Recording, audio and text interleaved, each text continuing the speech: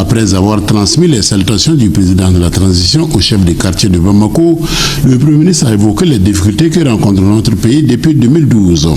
Le chef du gouvernement a déclaré que la nouvelle phase de la pénurie de carburant est la conséquence directe d'un changement de stratégie de l'ennemi qui cible désormais les axes d'approvisionnement. Le terrorisme n'a rien à voir avec la religion, le terrorisme n'a rien à voir avec les conflits identitaires. Vraiment, ce sont des montages savamment orchestrés afin de créer la zizanie dans notre pays, et nous devons faire extrêmement attention.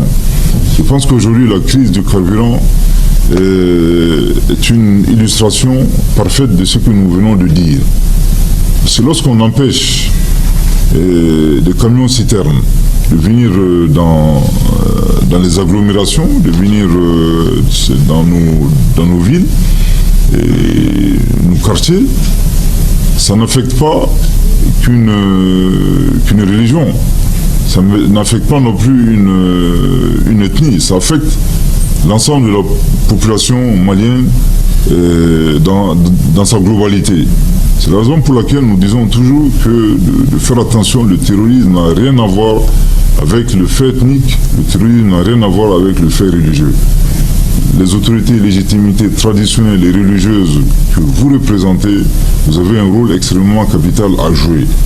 Dans notre constitution, je pense qu'il est clairement indiqué que les autorités et les légitimités traditionnelles sont les garants et participent pleinement à cette cohésion sociale. Le chef du gouvernement profiter de cette réunion et rassurer la population, rassurer les autorités et les légitimités traditionnelles que sous le leadership du chef de l'État, le gouvernement ne ménagera aucun effort pour revenir à une situation normale. Mais qu'on se prépare, je pense que le chef de l'État lui-même l'a dit, c'est un combat de longue haleine. Les forces vives que vous représentez, autorités, légitimités traditionnelles, les associations de femmes, les jeunes, chacun a un rôle à jouer pour justement ne pas tomber dans le piège de la différence, dans le piège de la zizanie inutile.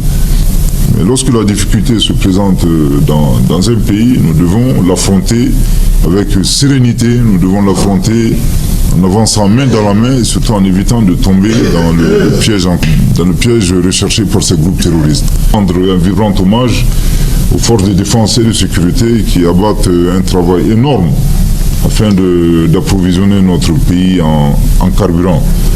J'ai pu dire que le carburant que nous recevons actuellement, ce n'est pas que du simple carburant, c'est du sang humain. Pour la simple raison que les conditions dans lesquelles ce carburant est escorté, les personnes qui les escortent, je pense ici en particulier aux chauffeurs des camions citernes, sont des conditions extrêmement périlleuses.